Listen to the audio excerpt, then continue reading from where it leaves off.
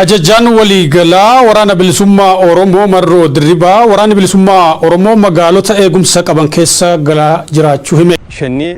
የሸኔ ሽብር ቡድን ላይ የሸኔ ሽብር ቡድን ተላላኪው ሸኔ ልዩ መሳሪያ የታጠቀው ሸኔ ሸኔ ጋር አባው ሸኔ ጀደም ሸኔ የተሰኘ የሸኔ ግሩፕ ሸኔ የሚባለው ደም የሆነ ሸኔ ጉዳይ ተነስቷል። ሽብር ሸኔ በሸኔና በሸኔ ወራነ ሸኔ ለሙምበይን ወራነ bilisummaa Oromoo jedhamu beeyna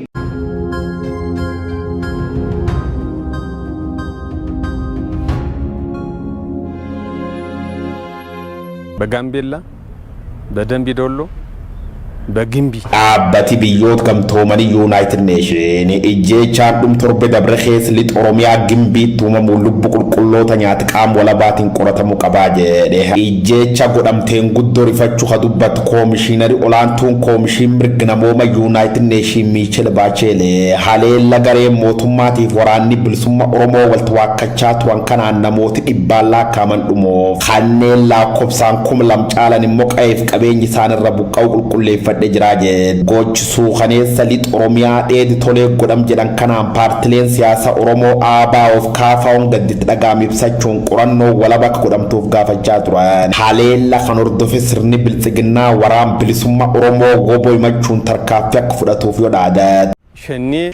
የሸኔ ሽብር ቡድን ላይ የሸኔ ሽብር ወራኒ ቢሊሱማ ኦሮሞ አምር ግልማን ኦሮሞቲ ቀብሳ መሌና ሚጄሱን አደት ይዋን እንታኔፍ ቃምኒ ወለባ አዳኑ ባሱ ጀቹን ጎችች በላለፈ ኢጄቻ ነሞት ነጋ ኸወጎተን ሰዴን ደርበን ኩታለ ብየቲ ሁንድ ኼሰብ ጎደመ ጅርቱን ቁልቁሎት ዱ ዮጄፈማኔ ቡልቺሲ አብይ አህመድ ቁብ ቃሙሌ ብራቅ ቀብዋን ደበርትት ጋፈታን ፉደቹስ ተይሴር ኸበቺሱፍ ዋን ሐራው ተቆል ፊዱን ደንዴን ታቴ ኸኖር feduu mootummaaf midiyaaleen isaa kumbala tawaraan bilisummaa Oromoo himachuurratti argama. Waraanni bilisummaa Oromoo yookaan woboon piippiin sababoota lamaaf gocha kanuufumaa gootina taqachuu jirti jedha. Tokkoffaa yakkoota walloof Gambeella dabalatee Oromoo irratti dalagamaa turan kan viidiyoon isaanii dhiyeen kan miidiyaarra baat kan garballeessuuf. Lammeessoon immoo marii araara kan godhamuuf jirti keessa maqa balleessiin dhiibee na baasuuf lubbuu qulqullootaatiin daldaluu jira jedha. Wamtaa teefuduu waajirri mirginamoom United Nation kurraga uumata irra gadheef gabaas walitti qabadde namooti qawwee qaban gandi tolee ganam saati sadi seenu dhukaas bananii nam gatanii jedha. Haleella naannoo saati afuri oliif turti jedhan kanaan duub namootan dhumaniin alallee manneen hedduun ibiddaan barbadaa'uuf namoonni baay'een lakkoofsi isaanii gamman beekamnu butamuun ees buuteen isaanii dhabamoo raga qab jechuun barreessa.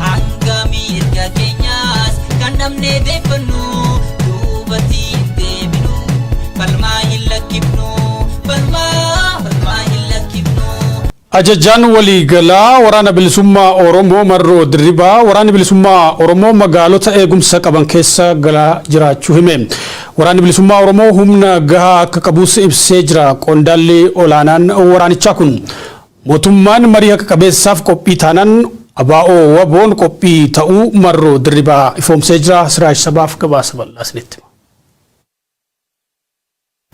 Marroo Dirribaa lammeessaa yaada BBCf kennee waraanna bilisummaa Oromoo gammoojjii fi baadiyyaa qofa otoo hin taane magaalota eegumsa qaban illee galaa akka jiru dubbateetii jira. Namoota siyaasaa qawwee hidhachiisuun bobbaasanis eegumsa isaanii bira ceehaa jirra jechuun Marroo Dirribaa himeetii jira. Magaalota Gaambeellaa Gimbii fi Dambidollootti ooppereeshiniin milkaan adeemsifamu kan ibse Marroo Dirribaa namoota waraana bilisummaa Oromoo balleessine qawwee caccabaa qabu kan jedhuuf waboon akka mootummaan jedhu akka hin taane itti agarsiisne Rajadem mootummaan Itoophiyaa irra deddeebii waraana bilisummaa Oromoo sadarkaa yaaddoo hin taane irraan geenye jirrajadeetii ture.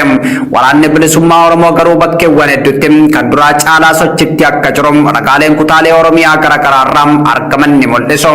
Kaayyoon hidhattoota waraana bilisummaa Oromoo amma lolaa jiru maaliin karaa nagaatiin waan qabsaa'aniif galma gahuun hin danda'amu gaafiiwwan jedhan gaafilee Marroo Dirribaatiif dhiyaatanidha. Kaayyoon waboon amma qabsaa'uuf kan gaafatame Marroo Dirribaa kan abaa'oon dura waggoota 50 qabatee deemaa ture irraa adda miti jedha. Innis uummata Oromoo bilisa bahee kan dhiibbaan siyaasaas ta'e dhiibbaan waraanaa irra hin jirre ijaaruudha. ummata Oromoo bilisa ta'ee Oromiyaa bilisaaf walaba taate ijaaruu danda'uufim hiree isaa ofiin murteeffatu dhugoomsuudha jedhe. Akkasumas ummata bilisa taaneem sabaa fi sablammoota Itoophiyaa kaan waliin walqixa taanee namummaa fi aadaan isaa kabajameem waan siyaasaa fi seenaan nuuf malu argannee jiraanna jedhuun fiduudha jedha. Ummanni Oromiyaa walaba taate ijaarachuu barbaada kan jedhu yoo ta'e sana kabachiisuu fi tiksuuf qabsoofna kan jedhe Marroo Dirribaa Itoophiyaa keessatti dhiitamuu fi cunqurfamuu nafeem saboota kaan waliin karaa walqixateen jiraachuu yoo barbaades isas kabachiisuuf qabsoofna jechuun kaayyoo qabsaaniif himeetii jira.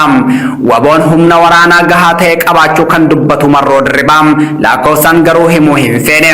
Qabsoo hidhannootti maaliif akka ciche kan gaafatame Marroo Dirribaa lammeessaa ammayyuu ummanni Oromoo bilisummaa barbaadu hin gonfanne jedhe. Kan durii caalaa kan hammaateedha. ABO'n yeroo kamuu caalaa amantaa irratti gatee kan galeen bulchiinsa ministeera muummee Abiy Ahmadiidha. Garuu akka ka'uu hin dandeenyetti kan miidhame bulchiinsa isaanii jalattiidha jennee amanna jedhe. Namni dhiiga namaa dhangalaasuu barbaadus ta'e dhiiga dhangalaasuu barbaadu hin jiru jechuun waraanni karaa nagaarra filatamaa akka hin taanes ibsa. Garuu daandii nagaa jedhu kana irratti waan arganne deebisnee dhabne irra jedha Marroo Dirribaa lammeessa. Marroon marii rakkoo furuu ilaalchisee gaafii dhiyaateef ammoo deebii wayita kennu akka daa'imaatti waan xiqqoon sobamee kan galu hin jiru waan barbaannu jira isa ammoo gadi buusnee waan harka kenninuuf hin jiru jedhe. Mootummaan ABO nagaa biyya kanaa keessatti waan gumaachutu jira waliin hojjenna jedhee kan amanamu yoo ta'e nus qophiidha jedhe. Akka nuti filannetti nama feenu mootummaafis nuufis ta'a jennee kan amannu bakka jirutti taajjabdoonni idil addunyaa bakka jiranitti kan waamichi nuuf godhamu taanaan mariif qophiidha jedhe. Kan alala akka daa'imaatti karameellaan nama gowwoomsanii kan nama waaman yoo ta'e kan gowwoomfamu hin jiru jechuun ejjannoo ABO ifoomsee jira Marroo Dirribaa lammeessa.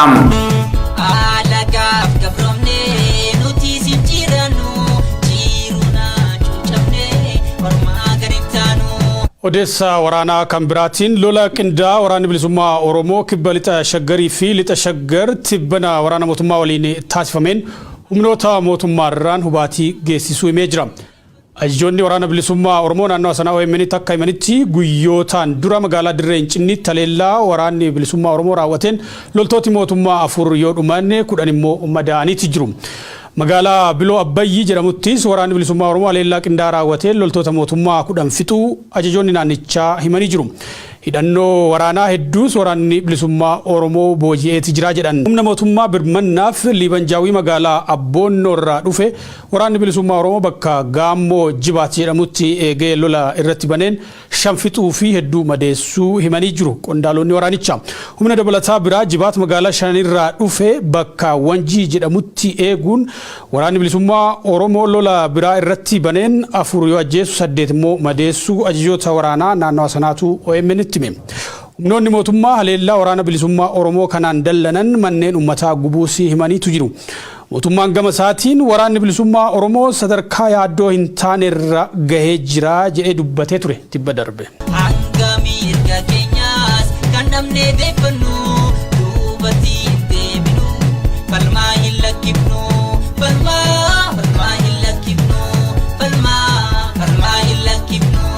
Gaazexeessitoota ONN lamaan dabalatee koree mootummaa ce'umsaa Oromiyaa jedhamuun namoonni himataman abbaan seeraa akka jijjiiramuuf gaafatan. Namoonni kunneen gochii loogummaa waan nurratti raawwatameef abbaan seeraa nuuf haa jijjiiramu jechuun mana murtii gaafatanii jiru. Naimaa Umar abukaatoo isaanii dubbisuudhaan gabaasa bal'aa qindeessiteerti. Galmee Qaasim Abdullaahi jalatti kan himataman namoonni 17 yakka mootummaa fonqolchuuf yaaluu joon himatamanii dhaddacha mana murtii waliigalaa Oromiyaatti deddeebi'aa jiru. Himatamtoota 17 kana keessa gaazexeessitoonni ONN Dassuu Duulaa fi Biqilaa Amanuus yakkuma wal fakkaataan himatamanii jiru. Galmeen himannoo abbaan alangaa isaanitti bane ulaagaa yakka ja'amee hin guutu jechuun gurmuun abokaattota hidhamtoota siyaasaa deebii barreeffama mana murtichaaf dhiyeessee ture. Manni murtii waliigalaa Oromiyaas himannoon hidhamtoota siyaasaa kanneen ulaagaa akka hin guutne Amanuus himaticha kufaa taasisuun jala murtii kennuu osoo qabu abbaan alangaa marsaa 2 oliif akka himata isaa fooyyessuuf beellama qabee ture jiru. Himatamtoonni siyaasaa kunneen Kunis gochaa loogummaa fi dhiibbaa mirga hidhamtoota siyaasaa kanneenii irratti raawwatamee ture jechuun dubbi himaan ABO yeroo obbo Lammii Gammachuu Oromiyaa Miidiyaa Neetworkitti himanii jiru. Manni murtii waliigalaa Oromiyaa dhaddacha caamsaa 25 bara 2014 ooleen himannoon abbaan alangaa fooyyee dhiyaatu dhaggeeffachuuf qophaa'us abbaan alangaa yeroo lammaffaaf himata osoo hin dhiyeessin hafee ture jedhu obbo Lammii Gammachuu. Haa ta'u malee manni murtichaa ammaas yeroo sadaffaaf utuu abbaan alangaa himata fooyyessu akka hin qabne ibsu carraa himata fooyyessuu dabalataa kennuun beellama qabatee ture jaani. Hariiroon mana hojii abbaa alangaa fi mana murtii waliigalaas qixa kanatti shakkii isaanitti uumuu kan himan obbo Lammiin abbaan seeraa galmee himatamtoota kanaa ilaalaa jiru loogummaa raawwachuu isaaf muffii uumuu ibsu. Dhaddacha guyyaa kaleessaa jechuunis waxabajjii 23 bara 2022 oolameenis hidhamtoonni siyaasaa kunniin mana murtiitti dhiyaachuun muffii isaanii himatanii jiru. Manni murtichaa mirga keenya dhiibaa jira jechuun kan gaafatan hidhamtoonni kunniin abbaan seeraa mana murtii waliigalaa Oromiyaa yakka loogdummaa galmee hidhamtoota irratti waan raawwateef abbaan seeraa akka jijjiiramuuf gaafatanii jiru obbo Lammiin. Bu'uuruma kanaan manni murtii waliigalaa Oromiyaas gaafii hidhamtootaaf deebii kennuuf beellama itti aanu waxabajjii 28 bara 2022tti bulfatee jira.